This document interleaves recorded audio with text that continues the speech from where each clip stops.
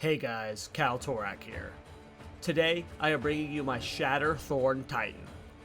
It is easily the most satisfying build I've played yet, at least for mapping. It has a lot of downsides though, and you might want to reconsider playing it. For now though, just watch this. Watch this, it's gonna be nuts.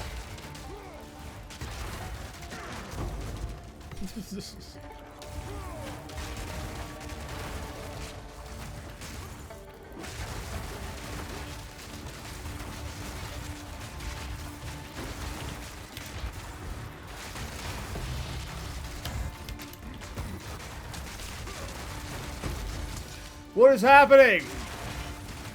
The core of this build is Shattering Palm. It is an unarmed skill that dashes you to an enemy and coats them in shards of ice. Dealing damage to these shards of ice causes them to explode. Normally, you have to Shattering Palm them, then hit them with a follow-up attack to break the shards. By utilizing Thorns with Quill Burst explosions, as well as its reflect damage, we are able to negate a lot of the friction of Shattering Palm to cause insane, screen-clearing explosions. Using a palm skill fixes one of the major downsides of Thorns, which is its mobility. The explosions are made even more fun by the feeling of warping around the map with Shattering Palm. Thorns also struggles with AoE clear, but as you can see here, that has been resolved. One of my favorite things about the build is that it is an unarmed playstyle. I am using a shield, yes, but there is nothing in my main hand slot. Palm skills required unarmed or a quarterstaff. I did try really hard to make a block quarterstaff work for this build, but I was just so squishy at all times. I was originally playing this on my monk, actually, but when I saw its potential, I swapped to my titan. What's cool is we can level from the start using Killing Palm with Thorns. We are still technically unarmed while using a shield, so we are tanky, mobile, while also using the power of Thorns. There are several major downsides you should know about though. The first one being Rune of Tithing. I want to make it clear these aren't required for this build. They do help though, and they definitely make leveling way easier. As of making this video, they are insanely expensive, 1.5 Divine per. I bought these as cheap as 4 Exalted Orbs in the past. A few weeks ago, they were 14 Exalts each. A lot of people have stopped playing, and there is just an insane inflation going on. So everything is expensive, but unless we can get these flooded with the market, you might not be able to afford them. Again, they aren't required, but just a heads up. You get these in the Feral Megalith if you wanted to farm it yourself. Those are the unique Boss Gauntlet maps. The next major downside is the crashes. As you can see, I have been tracking crashes. Well, that's because I crash quite a lot with this build.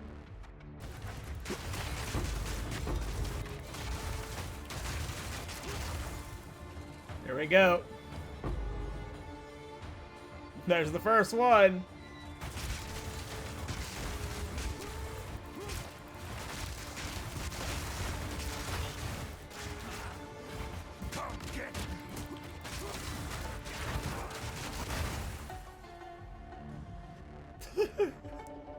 But I think it only happens when you're doing juice maps. But, yeah.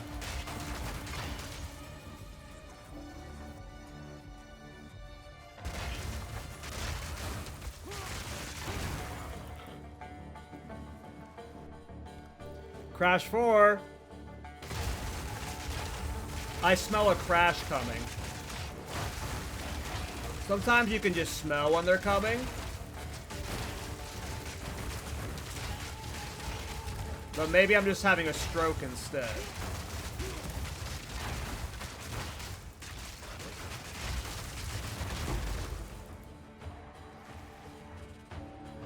Not a real crash, but I get booted from the server when I juice maps.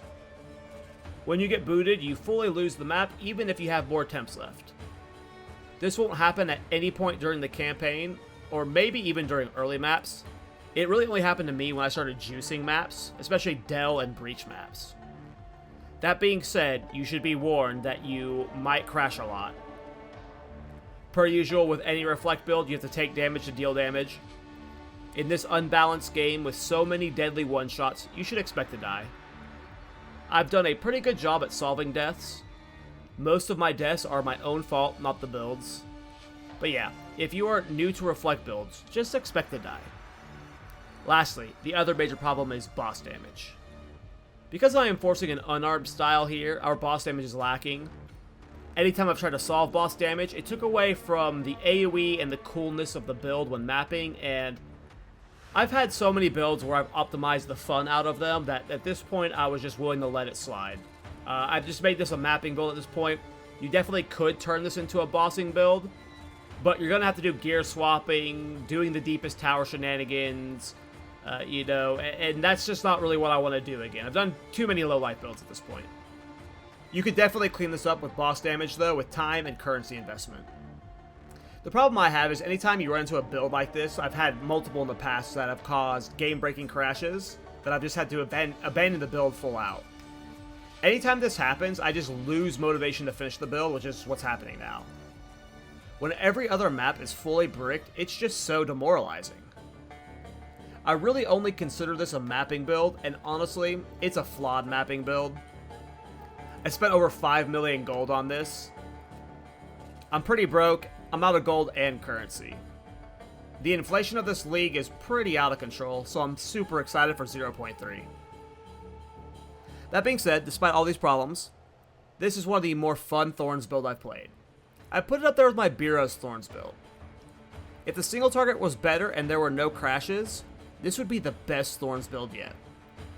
Alright, I'm going to try and run through the build, and before I go into any of the details, if you are new to Thorns builds, beyond all the take damage to deal damage thing, if you're going through the campaign, or even in mappings, at the beginning of every single map, you will see me use Resonating Shield to get that initial armor break going. You'll notice that I have Splinter in Shattering Palm. It doesn't even do much physical damage, but you're still able to get some armor breaks on it on some mobs if you get your damage scaled pretty high with Thorns. At all points in the game, whether that's early on in the campaign or later on in the campaign, Scavenge Plating gives you a lot of Thorns damage, especially once you start getting the Thorns modifiers and whatnot. That's why you'll see me at the beginning of every map. I'll break the armor of some mods, immediately get to 10 stacks, and then throughout the map, as I'm just clearing it with Shattering Palm, breaking armor of Splinter casually, randomly on mobs. Plus, I see a bunch of skill effect duration stuff inside of like Scavenge Plating and some of my jewels and stuff.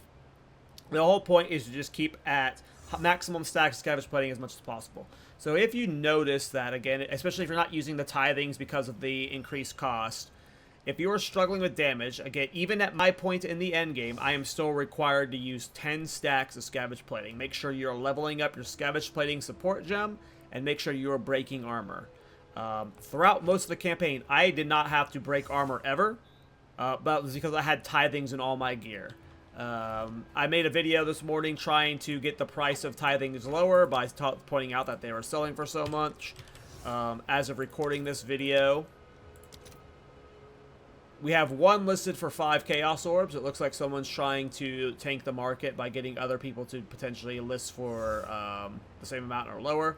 But when I made the video this morning, they were going for 30 Chaos each, and as you can see here, there are less than 50 on the market right now. So if you're about to play this build and you want to play with tithings, I hope this price gets way lower. That's my point of talking about all this. Hopefully the market just gets flooded over time, and by the time this comes out tomorrow, hopefully this is all stupid sounding because they're just going to be cheaper. Fingers crossed, but who knows. But so yeah, if with or without tithings at this point, you're gonna have to break armor. But I just want to make it very clear: if you are struggling while going through the campaign, I promise you can level through this build from level 1, quarterstaff, or the unarmed shield style on a warrior or a monk. If you're just struggling with Thorns damage, make sure you have good Thorns rolls on your shield, your belt, if you can't afford the tithings. But B, if you're just not doing damage, make sure you're leveling up Scavenge Plating and breaking armor. That is the most important thing. Yeah, because if you're just not getting the Shatter Cascade, if you're not seeing the mobs die, it is because your Thorns damage is not high enough. And Scavenge Plating, I'm not trying to overhype it. Scavenge Plating is a majority of your Thorns damage. It really boosts it, especially in late game. It is a significant amp to your damage. Okay, so let's just dive into the build. So yeah, it is a palm build. Again, we have to do it unarmed or quarterstaff. If you want to look through the mobalytics, I have a link to every time I stream the build, and I streamed a majority of my time playing the build. At one point, it was supposed to be a Monk Thorns build, an Elemental Thorns build, and then at some point I just realized, wow, this is actually pretty insane. I did try a lot of quarterstaff stuff. Quarterstaff actually works really well with Gathering Storm. There's a lot of boss one-shots you can do with that. Bossing was actually slightly better with the Gathering Storm build. I was just not tanky enough. I was missing too much stats.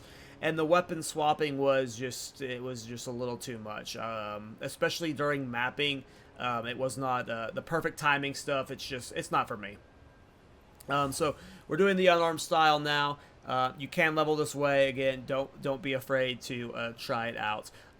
You can potentially play without Crown of the Pale King with this build, since it's not an official Thorns build, the traditional Thorns build. The most important part is just getting the retaliate hits on you, which can happen with just melee strikes. So if you wanted to force a Deepest Tower version on all points, you potentially could, but I would just prefer the helmet. Okay, so in Shattering Palm, get as high level as possible. More melee levels you can get, the better. Inside of it, I have Reach, Splinter, Magnified Effect, Barbs, and Quill Burst. Barbs and Quill Burst are just helping to where you're getting the damage to break the Shards of Ice. Magnified Effect and Reach are for just more range, and then Splinter is so your armor breaking. Again, our main source of armor break, at least the initial 10 stacks, comes from Resonating Shield. And then the Splinter in here is just to help maintain those stacks. Again, it's like 1 out of every 10 mobs you'll break its armor, but that's all you need to continue the stacks going, in my experience. It just makes the mapping process easier. This is my rare kill and boss killing tool. I am using Shield Charge. Got currently over 100k on the collision. Inside of it, I have Concentrated Effect, Hiving Swing, Heft, Exploit Weakness, and Momentum. I am currently doing the Nebulok weapon swap. So the way this works is, and I'm doing like a scuff version of it, but you consume an endurance charge to get a critical hit. And of course, that's just obviously huge for a shield charge. I've got a good amount of crit damage bonus already. I just don't have a lot of crit chance for shield charge. I just have crit chance for Thorns. So this is just guaranteed critical hit. The way I am getting endurance charges is through break endurance on Resonating Shield. So on bosses, I will Resonating Shield to break their armor, and yeah. It's not very consistent. It's the reason why I don't like Nebulok styles. Again, you could do Deepest Tower. Again, you could try doing a quarterstaff. I'm super broke. It was too currency starved. Excuse me, too stat starved to be able to do the quarterstaff weapon swap. But there's a lot of options you could do here. I was trying a Scepter here for a while as well. The Scepter was fun. The Scepter's more in line with that unarmed play style. So. But yeah, bossing is the weakest point. I can handle like Waystone 16 bosses. I can handle some Citadel content. I've cleared +1 Jet. But anything beyond that, you need better gear, better optimization, which again, I'm not willing to sacrifice the coolness right now. So so Resonating Shield, Martial Tempo, Demolisher, Break Endurance, Armor Explosion, Unbreakable. This is my second shield charge, so my right-click shield charge is the one I do for damaging, for killing bosses, and then my Q shield charge is this one here. This one's just a cheap one for mobility. Infernal Cry uses the boost shield charge. We have Premeditation, Raging Cry, Enraged War Cry, Tireless, and Ingenuity. At Time of Need, we have Fast Forward and Vitality. And Scavenge Plating, we have Persistence, Physical Mastery, and Thorn Skin. And I was messing around with Scepters earlier, so when I was in the Scepter, I would be able to afford those. For bossing, I will turn off Scavenge Plating, and you gotta take off Vitality as well. And then you can turn on attrition. So that'll help with bossing as well. But yep, that is the gems. Pretty straightforward for this current play style. I might revisit this build on a monk using quarterstaff, but it would have to be an evasion style, and I don't have the currency for that right now. I'll need to farm on a character for a bit. Take a look at the gears. So, important things to note. First of all, every Thorns build usually uses Crown of the Pale King and Briar Patch. These are pretty standard just for amplifying its damage and enabling Thorns. Some people have told me they have tried making Crown of the Pale King builds work without Thorns, and they've gotten to endgame, but you might as well just wear it. I wouldn't recommend it. And then, of course, most Thorns builds get enabled via crit. You just get so much crit damage from Thorns, and it's just the best way to scale it right now. So what's cool about Cloak of Flame is, even in patch 0.1, for like non-Thorns builds, a lot of melee builds use Cloak of Flame as just a cheap defensive layer.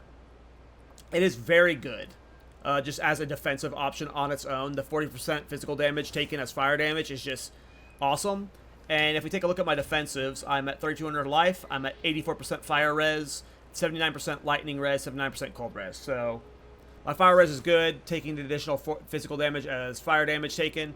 I'm pretty tanky. Of all the setups I tried, this is the most tankiest I've been. I tried Sacrosanctum, I tried Kucher for Overleech, I tried Leeches, I tried like Recoup, I tried so many different, like, I tried 84% block chance with the Anvil, like, I tried a lot of stuff, and yeah, I just could not get tankier than this setup.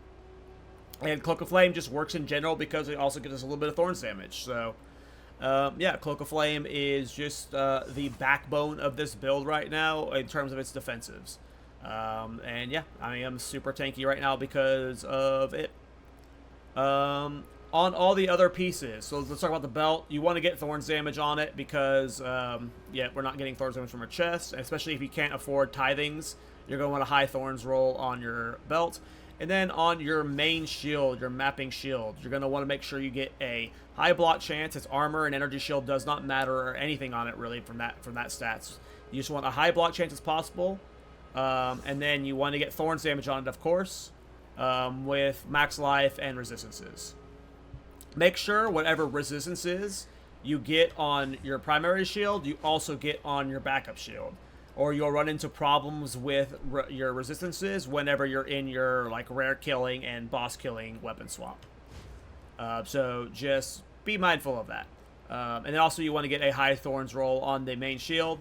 On the backup shield though, not the backup shield, the second shield for killing rares and bossing, you mainly just want high armor. So he has 1100 armor. Shield charge scales off of your armor on your shield primarily. So just get as high as armor as possible. You also do want a high block chance on this shield too, just to be a little bit tankier. That is not required, obviously. If you're just using it to one-shot bosses and stuff, just go for as high armor as possible. But because I use it for killing rare sometimes, if it's a super tanky rare, I like to be able to bust it out and still maintain that 75% block chance. Like I started talking about Neblock earlier, plus melee skills on your amulet and your gloves isn't required, but it does just help a little bit with Shattering Palm. It'll make it to where you're armor breaking more consistently with it, but it is most certainly not needed. I would prioritize getting just better stats, max life, attributes, elemental res, because again, you just want to make sure you're overcapped to be as tanky as you possibly can. And then our rings, it's more resistances, more max life. That's really all you want, is attributes, max life, resistances. This is a pretty attribute intensive build. I would like a higher dexterity if possible, but right now I'm just struggling to pull that off.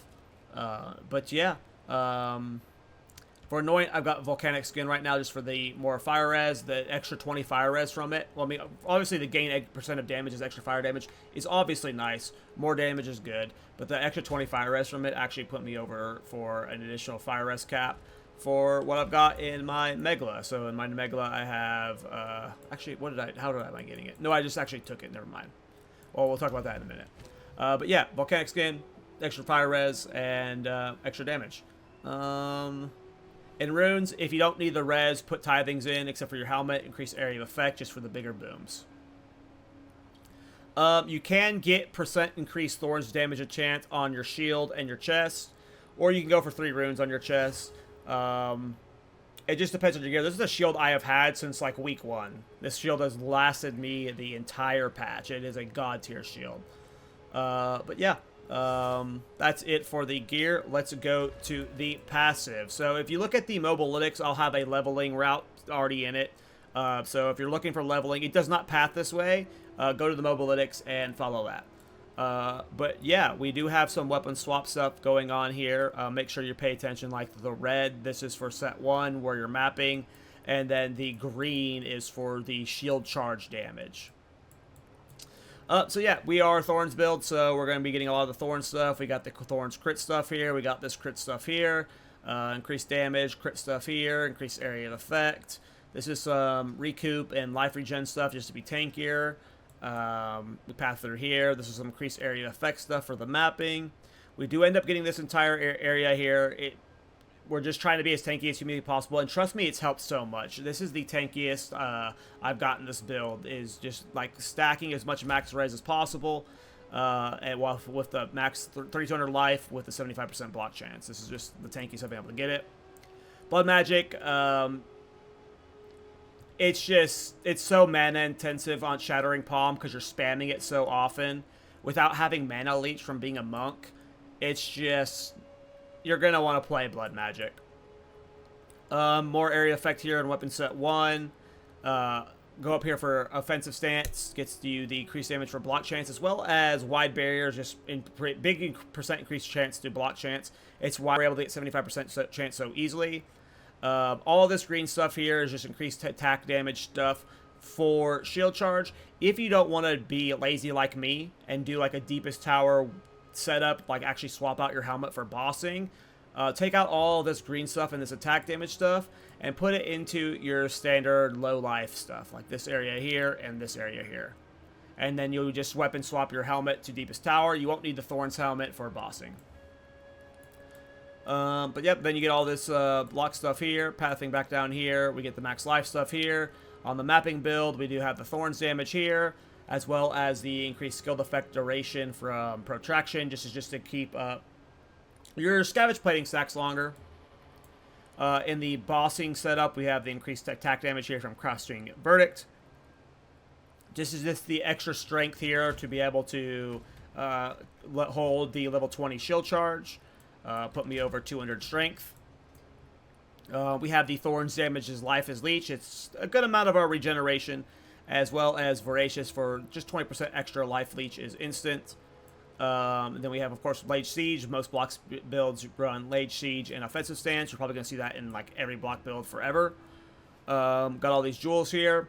I went with Unnatural Resilience just to get my fire res as high as possible. Again, we are using Cloak of Flame.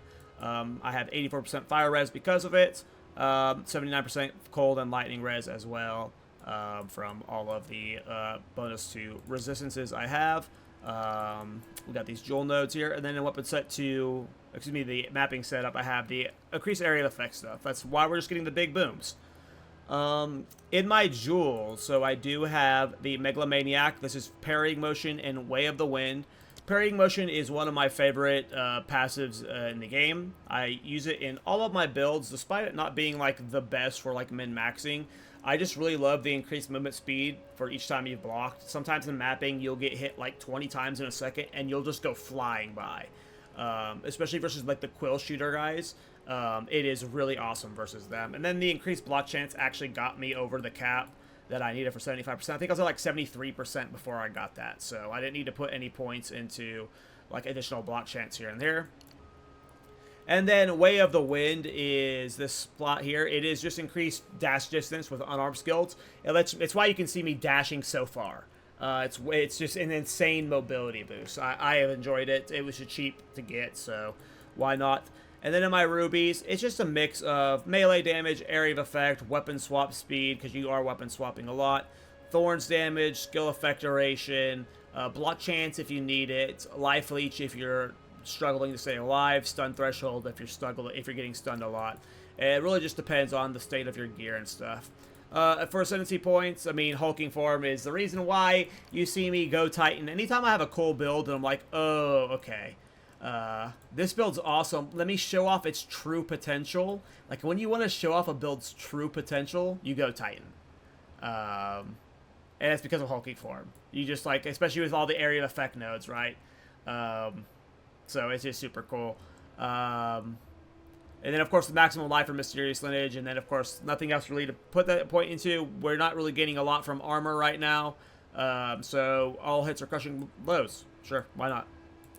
But yeah, that's the build. I'm not sure if there's going to be a follow-up. It's just super hard with the crashes, you know, you guys. This is one of the more fun builds I've played, but yeah, as far as it goes, as long as there's crashes coming, you know, it's too hard to want to min-max it any further. Especially when you're talking about, like, potential loss of currency. You invest into it and nothing comes of it. But yeah, hope you guys enjoy the build, and you know, don't be dissuaded from these words. I did not run into crashes until recently, so 99.9% of my journey of this build, it has been crash free. But best of luck, and if you play it, I hope you enjoy it. Alright, that's the build.